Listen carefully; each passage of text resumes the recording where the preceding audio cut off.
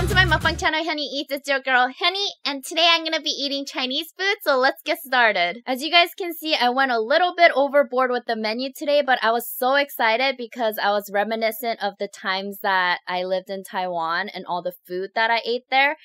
So I got a bunch of food today. So here I have the beef noodle soup, and then green bean and pork, onion pancake, meatball Taiwanese style, Xiao Long Bao, wonton in chili oil, which I'm so excited about, and then the house special, which has shrimp and some meat in it, and also fish in chili oil.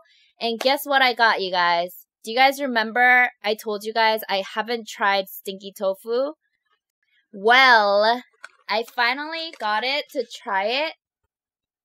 I'm a little bit scared because when I picked it up, the smell was a little bit too pungent. I'll try this first, you guys. Wish me luck. I didn't know they had this many in here.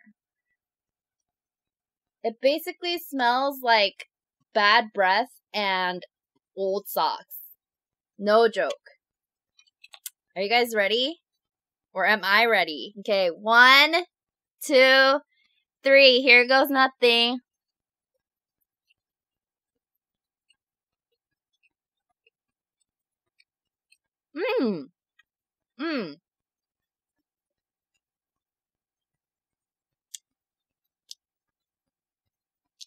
It's not too bad. I think this is a little bit softer version of the real tofu, stinky tofu, but it's basically like crunchy on the outside and then soft on the inside. So it tastes like, you know, just deep fried tofu. But you could still taste a little bit of the old socks taste and the bad breath. But it's not as bad as I thought it would be. But before, I think when people told me, they said that you can't really taste how it smells. But I can definitely taste it. So I'm going to eat one more and then I'll eat the rest tomorrow. I promise I'm going to eat it. I think this sauce makes it a lot better, this red sauce. So I'm going to dunk it in and eat it.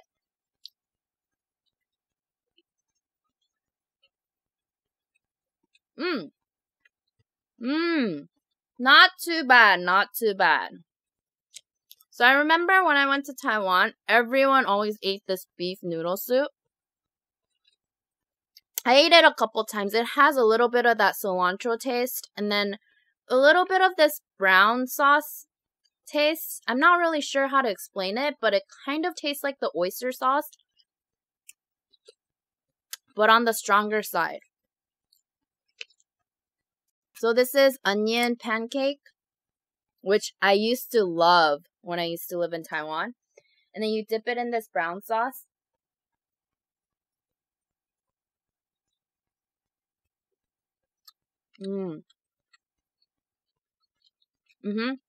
Just like how I remember. This is like soy sauce with a little bit of sugar in it, I believe. I'm not 100% sure, but it's soy sauce for sure.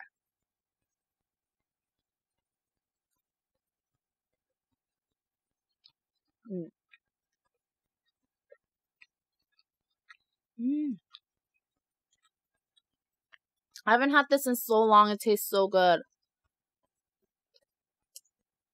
And then the green bean and pork.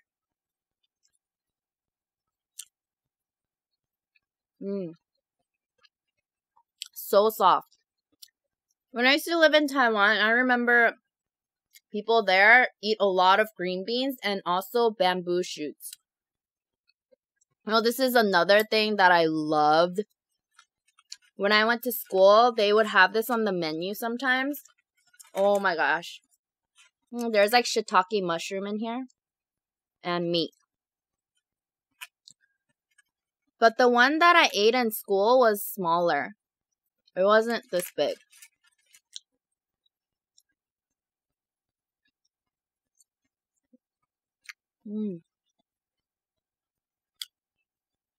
It's really, really sticky. It's mushier on the inside. I think I really like anything sticky, like sticky rice. This is like glutinous dumpling meatball. Mmm.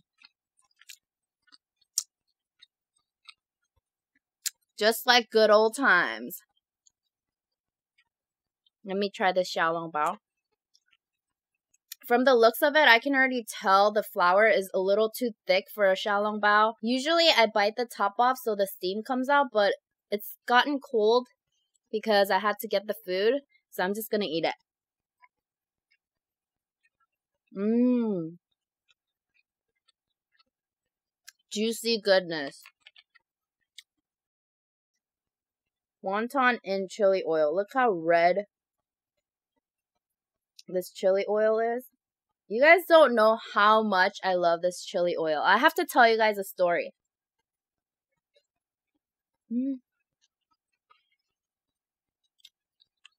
Perfect. Not too spicy, which I'm a little disappointed about. But still good. Pass. So the story I have to tell you. So when I traveled to London,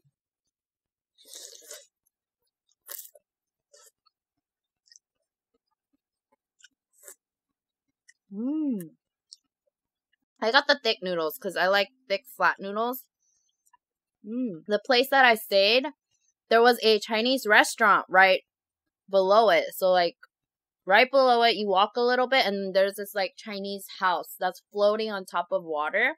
It's not really floating, but it's by the water. So I would go there a lot. If I'm lazy, I would just go eat there. And then I would get the egg fried rice. Just not even anything in the egg fried rice, just egg fried rice. It's still good. And then I would ask for chili oil. They give it to me in this little plate, right? Or little dish. And then after 3 bites, I'm done with the chili oil. So in one sitting, I think I got like 8 to 10 chili oils, and they like later were like bringing 3 at a time because they later knew me probably as the chili girl. So I like fell in love with chili oil when I first ate it. So good, especially with fried rice. B-E-S-T, good. So this has been happening for the past few days. I walk my dogs, and these people don't have their dogs on a leash.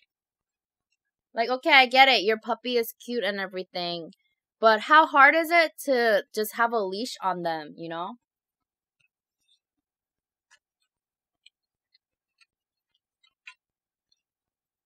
And they're like tiny dogs. They're like this tiny. So because my dogs are so much bigger, I always stop. And they see my dogs coming, but they don't really do anything.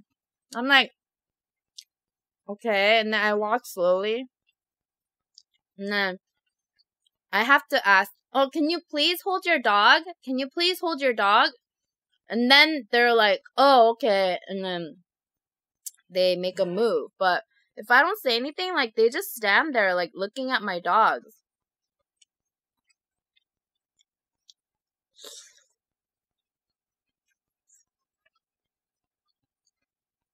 You know, you never know what's gonna happen. So I just want to be careful. And isn't it illegal to not have your dog on a leash?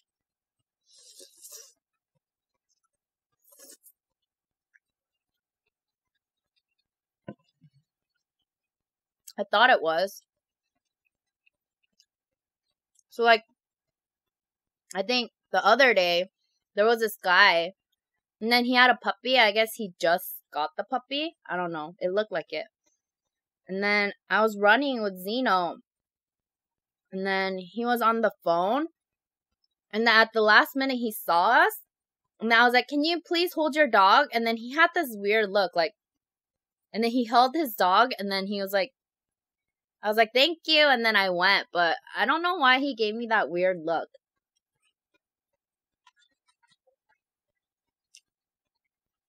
Even after he saw Zeno, it was a weird moment. I was like, thank you, and I just like jogged by.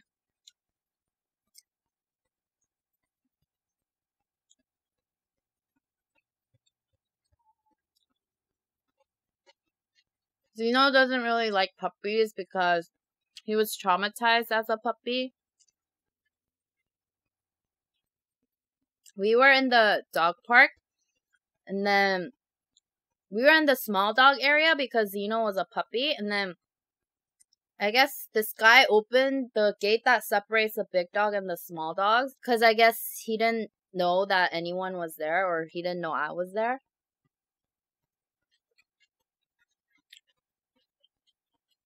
And that dog was like a Doberman.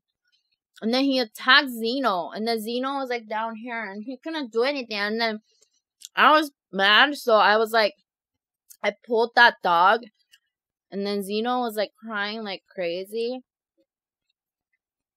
So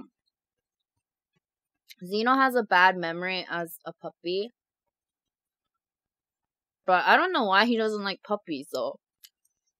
But I think that incident had something to do with it.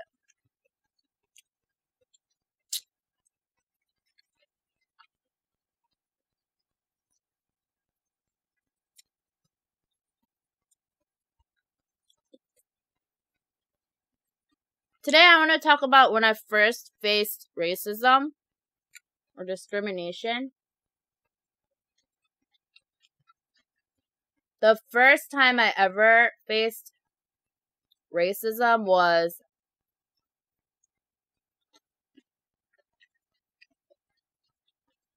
in middle school. I love sports. I loved sports as a kid and growing up.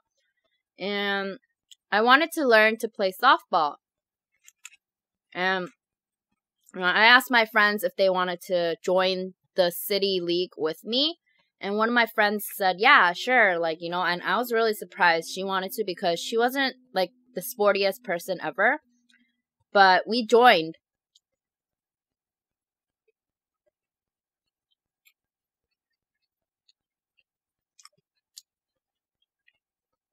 And then we were like the only Asians that were on the team. And the coach was like half Mexican, half white, I guess. And in the beginning, I could sense a little bit like he was thinking like, why are they here kind of thing. Like, because all the other girls, I guess they've been in the league for a long time. So everyone knew each other and he knew everyone.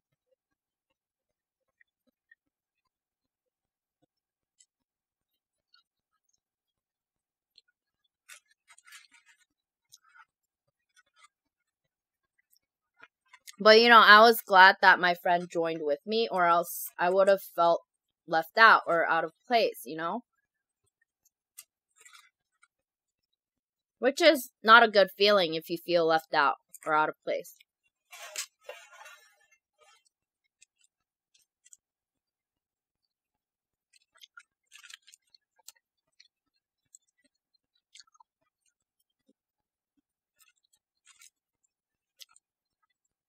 So we practiced, and then, you know, softball season comes up.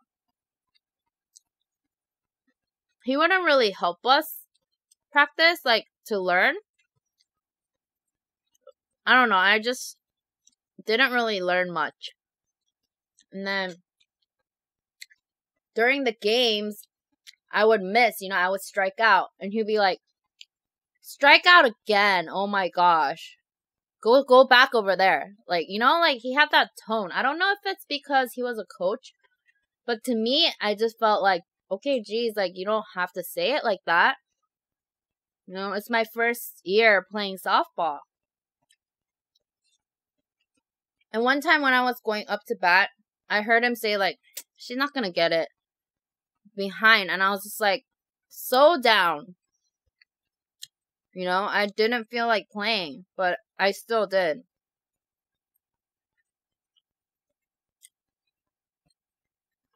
Because I didn't want to be a quitter.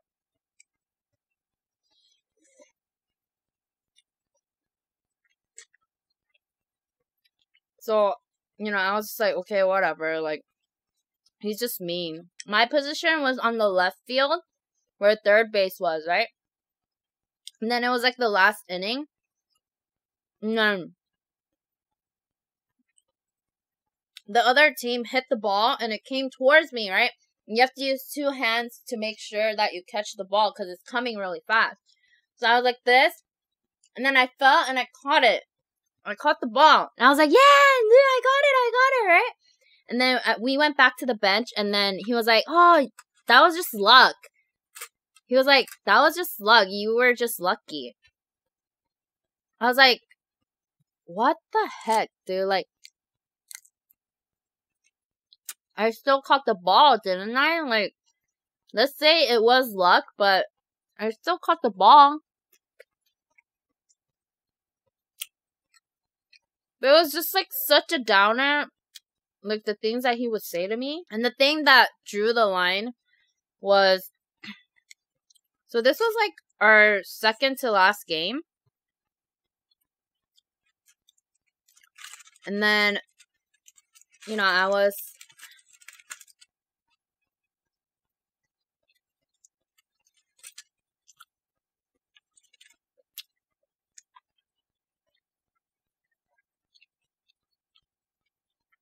So it was my turn to hit the ball. And then I went up. Ready. You know? Boom! I hit it! And then I was running. And then I got to second base. And then I looked. And I felt like I could run to the third base and steal the base, right? I went. I slid. And I was safe. I was like, yeah! Woo! I got it! You know, I did it. But then I go back, and the coach is like, oh, you fell, didn't you? Wow.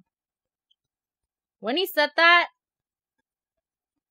wow, I was like, speechless. I was like, no, I slid. I purposely slid and got to third base. He was like, well, it's all raining and stuff, so, I mean, you know, basically saying that I slipped and was lucky again.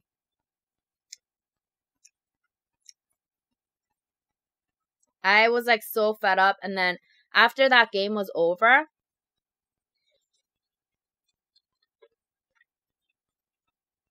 I heard him talking to, like, his girls that he's known, and he's been coaching. He's like, oh, honey, she just fell. Like, she didn't slide and steal the base. Like, she fell. I was, like, crying, like, I didn't fall. I freaking stole the base. You know, I slid and did it. Because I did.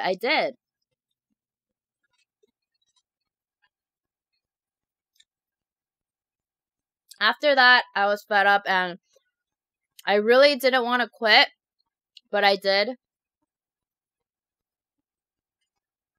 But now that I think about it, I regret it. Because there was only one more game left. And I should have just stood up for myself and showed him that I didn't fall and, you know, I can play softball. Thinking about it now, it makes me so mad. Like, jerk.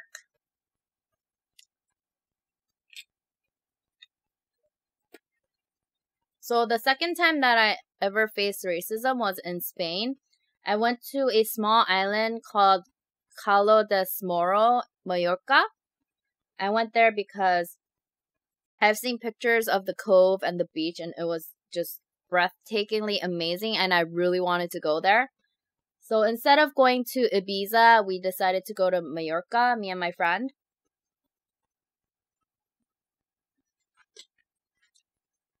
I mean, keep in mind, it's a small island. So I kind of understand that there could be a little bit of racism here and there. But I don't know. I was just kind of shocked. But we drove around. We stayed at like 2 different Airbnbs there. I think 2 or... Yeah, I think we stayed at 2 different Airbnbs.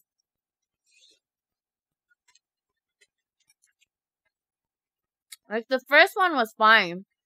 But the second one...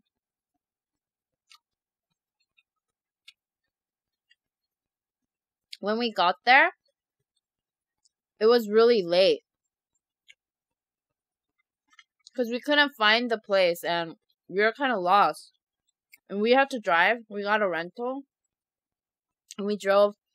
And I think it was like 9:30, 10. But she had a kid, so it was kind of late. So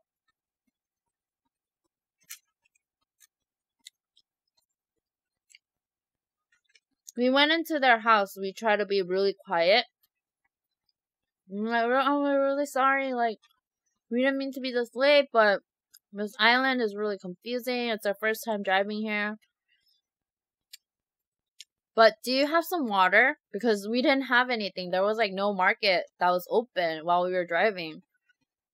We asked for water and she's like, what? And we were like, agua? You know, can we get some agua?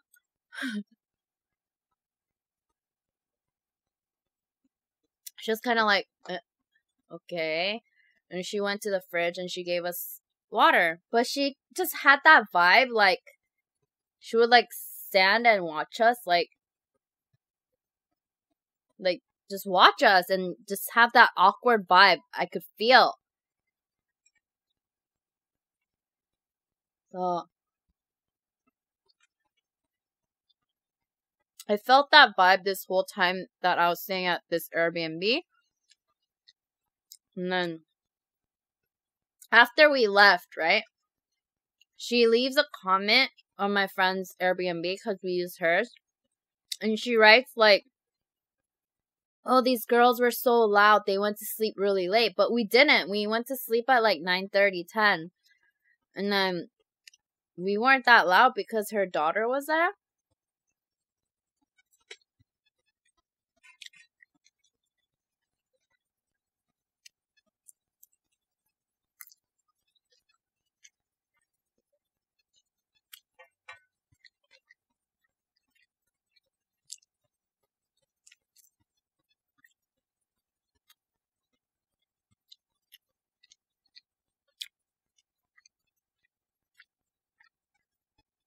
It's seriously like one of the worst feelings when you feel discriminated. It's really...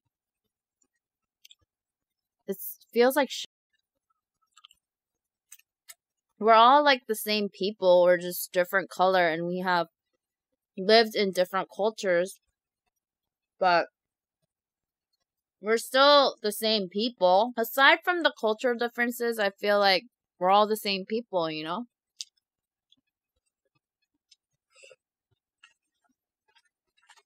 And some language differences too, but we could get past that.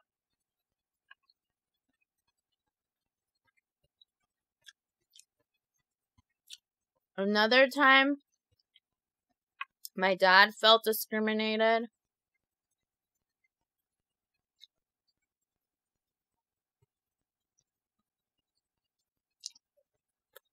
My dad was an English major, but even though he was English major, his English wasn't that good. Like, he was better at writing and stuff because he went to university in Korea.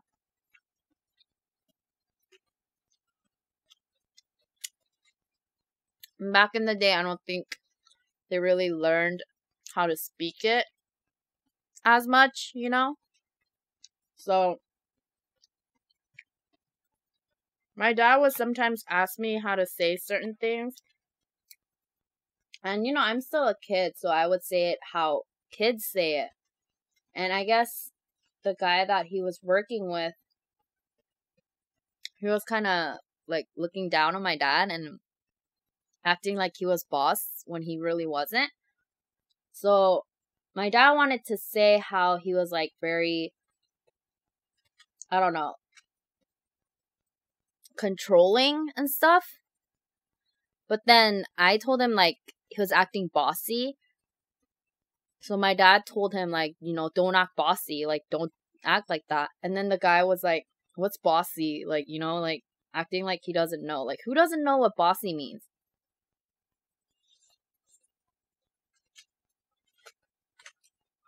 Like, when my dad told me stories like that, I was so frustrated. Like, I wanted to, you know, kind of help my dad with his pronunciation and stuff. But, you know, like, language, it's harder to learn as you get older because your tongue is kind of, like, not as flexible anymore.